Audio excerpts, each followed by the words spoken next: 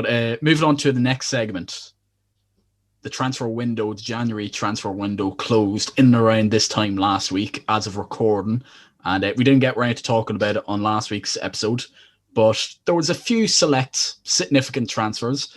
Usually we try our best not to focus on the big teams on this podcast too much. But unfortunately, 3 of the major deals do involve Liverpool. And we'll probably talk about them first. So the obvious ones to start off with are the centre-back signings of Ben Davies and Ozan Kabak.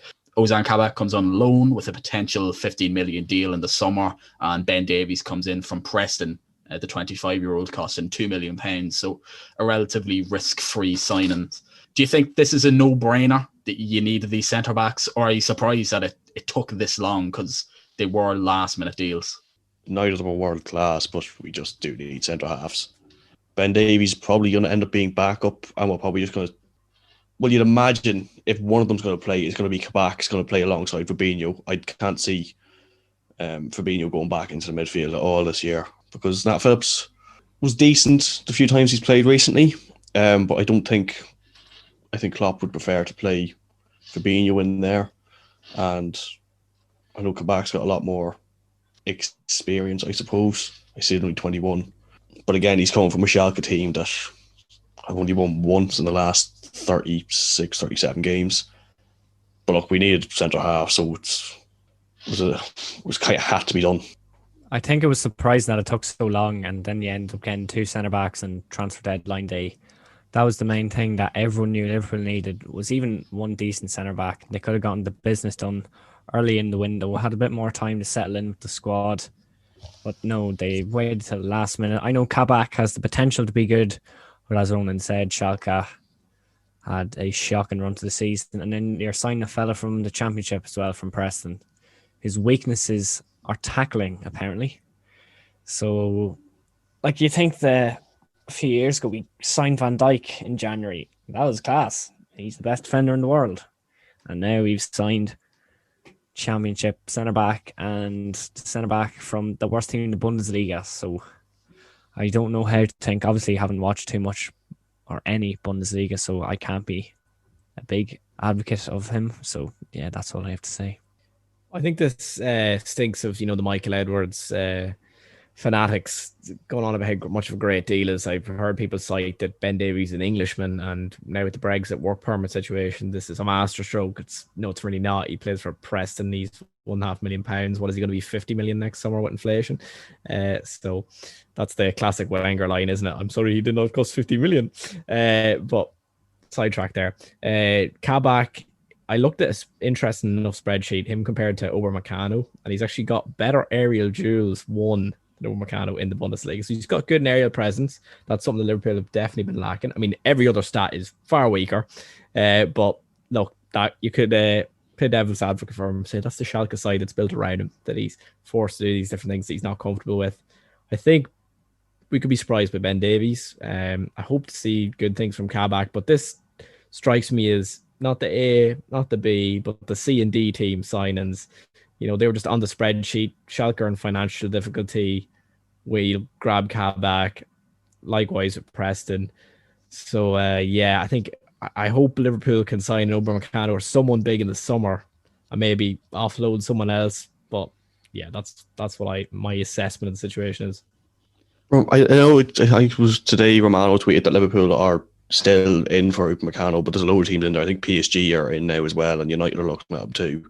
In terms of Ben Davies, I know I posted the screenshot on the Twitter where it was the Who score. It was like, this player has no significant strengths, weaknesses tackling. Not what you want to see. Again, not going to judge a player off who scored, but not the most encouraging sign when you've never seen the player play before. But yeah, like that. It's just we just need to sign centre halves, and we only signed them because Matt had got ruled out for the rest of the season, and the board were forced to let Klopp sign someone. Yeah, just a note on Upamecano there. You said United being interested. No, United don't like him. United don't rate Upamecano at all. Whether they're right or wrong, that's what they seem to believe. They do like his defensive partner, Ibrahim Konate. That could be one, but that's a little side note. So just to wrap up there about Kabak and Ben Davies, what would you give those signings out of 10? I'd probably give them a 6, just because there is a degree in quality in just getting in a couple of centre-backs. Yeah, I'd have to agree 6. Absolute mediocrity, but be grand. 7. Bit more comfortable with them, yeah. Be 6 as well. Okay, so going on to the next deal, also concerning Liverpool, except it's a departure. Taki Minamino going to Southampton on loan. It's a little bit of a head scratcher, really, isn't it? Because he seemed like a decent player and probably a better option than someone like Divock Origi, maybe even Xherdan Shaqiri. And he's going to a Southampton team which are already quite good and probably suit him. So what's your thoughts on him departing? Raging he's gone and not Origi. Origi is an absolute terrorist on the football pitch. I know back in the day, he was the hero for the club. He was a corner taking quickly Origi. He scored in the Champions League final and he scored against Everton and we adored him. But he is absolutely dreadful. Minamino, he's got a bit of class. He's a good squad player. He'll give it his all. But Origi, he's just fat and terrible. He's no footballing ability. He's not even good in the air. Like, do you think when he comes on, you're just going to start whipping balls in the box? But I hate him. Sorry, this has gone on a bit of a tangent about Minamino. But yeah, Minamino, he went and got the goal against Newcastle at the weekend. Great finish. Hopefully he has a good loan spell there and comes back, get his name in the squad. But yeah, it's not good seeing him go. Divock Origi, club legend, and don't what nobody can deny he's a club legend. 3 shots, 3 goals in that Champions League campaign, but he's just he's not been great the last 2 seasons. And I remember watching the Burnley game. He was 1-on-1 with the goalkeeper, and he just fucking smashed it for some reason. I just started pissing myself laughing. I was like, why is he hit that so hard? A lot of love for the man, but sure, look. Minamino, even though I watched him there at the weekend, he just looked far more productive with the ball. Yeah, like that's the ideal scenario, isn't it? He gets 17 games, the good Premier League side, or however many it is, comes back to us and is the first name on the bench, but you still want to, and hopefully there is more games from. But it does strike me as poor business. Like Wolves are sniffing around Origi, then they've got Willian Jose Jose. Willian Jose, yeah. So that's obviously a better option, but remains to be seen what he'll do. So no one's really sniffed around Origi, so we just kind of we're stuck with him, which says an awful lot, doesn't it? That's really not great. So hopefully we don't get any more injuries to the front 4 and we can bring back Jota, because that's not a great bit of outgoing business in my opinion. So in terms of for Minamino, what would you rate that signing from Southampton's point of view? I'd probably go like an 8.5 out of 10. I think he's great, but quite a good player. It came out of nowhere, really. I'd say like 8.5, 9. Well, probably leaning towards the 9. I would go 10, but he isn't obviously. There's no option to buy. If there's an option to buy, it'd have to be a solid 10. It'll be very poor business from Liverpool. And he's also worked under Hasenhüttl before, so it's just going to be like a dovetail, and it's going to be easy stuff. Considering they originally went in for Nico Williams and then came out with Takumi Minamino, I'd definitely go for like a 9 out of 10. Then another signing concerning United this time. Well, it's a departure, but it is concerning United. Jesse Lingard finally getting a move away from Old Trafford. He went on loan to West Ham, of course. Scored 2 goals on his debut at Villa Park. And I think Jesse Lingard's a very good player. I absolutely do not want him at United. His race is run at United. And he was kind of just stinking out the place, to be honest. There was just an aura around him that meant that he couldn't possibly make a comeback at United. But I was always adamant he could go to another club like a West Ham and do well, because he's quite an intelligent player. His movement's fantastic. His pressing is fantastic. He's quite quick. He's very fit. He's not brilliant with the ball, though, which is why it was just never really going to work out at United. I'm well impressed with the signing for West Ham. Yeah, I think it's a good signing. He's a good lad and he's a bit of crack. So all the West Ham lads were delighted for him when he scored twice, even though he probably shouldn't have scored twice in his debut. Bad keeping from Martinez, but that's besides the point. I think when Ali first came in, he was all right, but then it's got signs of Bruno. Like, he's never going to get in ahead of Fernandes into that squad. Like, he might think himself, oh, geez, if I have a great loan spell, get back in the squad. But he's a bit stale for United. United are moving on. probably next season or two, serious title contenders, and he won't be part of that. But it's a good signing for West Ham, who are pushing for Europe, and I think he'll be able to help them with that.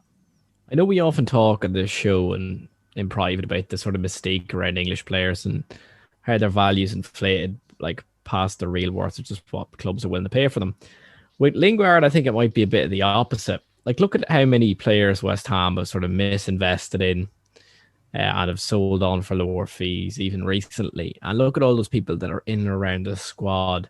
And people like Ben Rama, and people are like, whoa, Moyes, why are you not playing Ben Rama? What? All the West Ham fans did it. Well, they're not saying that now. Obviously, Soucek's balling and the midfield sorting itself out. But these foreign players almost have a divine right to start ahead of their English counterparts because they're brought in from a nice league that you don't watch, etc., etc. And West Ham have these Fornals. Fornals has Sorry, been good, Ben Rama was from the Championship. He played in England. True, but he's Algerian. So yeah, there's just a bit of mystique around these foreign players that you want them to start in your team, and they've got people like Fornals, like look at Lanzini. He's stealing a living off his odd wonder goal he gets. He doesn't do anything else in the season. He puts one so top bins, and he is a good technical footballer, but he's not a West Ham man. Jay Lings has that potential.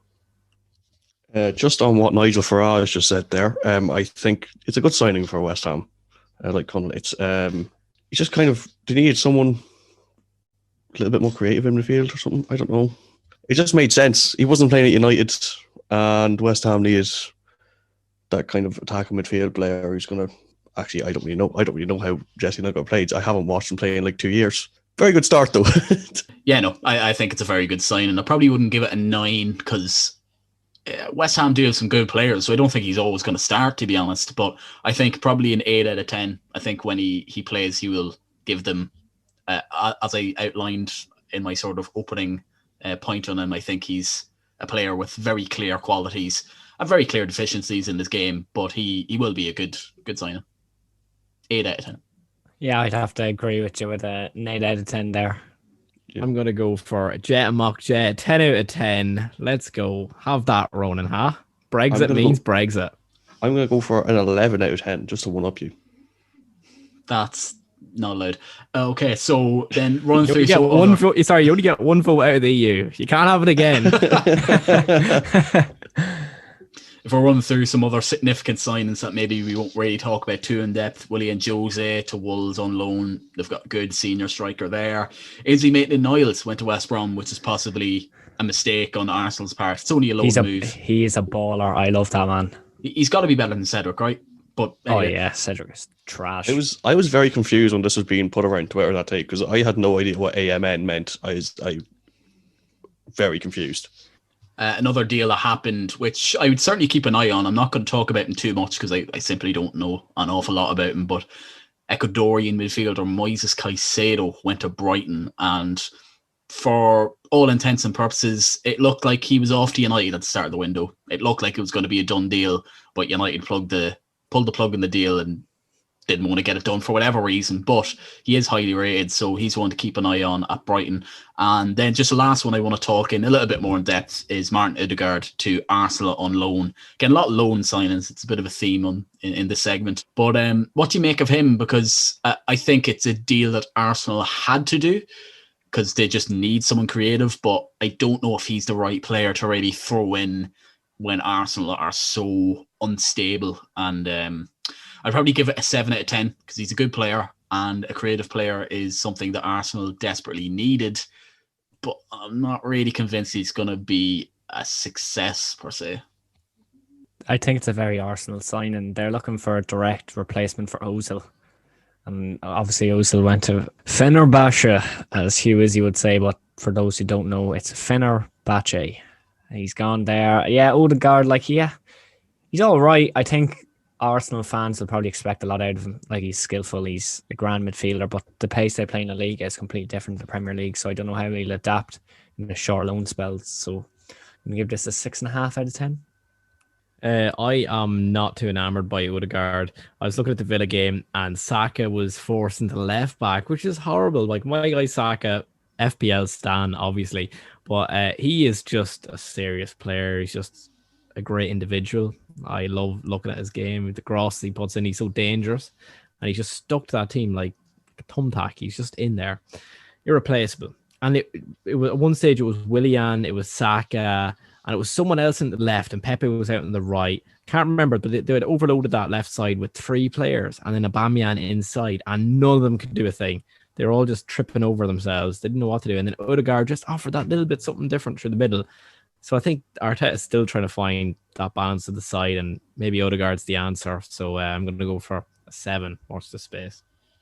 Well, I'm going for like a 5 out of 10 because I'm convinced Odegaard's a myth. He's been about for about 10 years and nobody's actually seen him play football. He's done nothing since he signed for Real Madrid. That's probably just me being ignorant because I don't watch the Liga. A little bit, I think. Yeah, I think he actually. I think he did actually play well at Sociedad, so whatever. But nobody has seen this man play. He's a myth. 5 out of 10. James has seen him play. You saw him play last week, mate.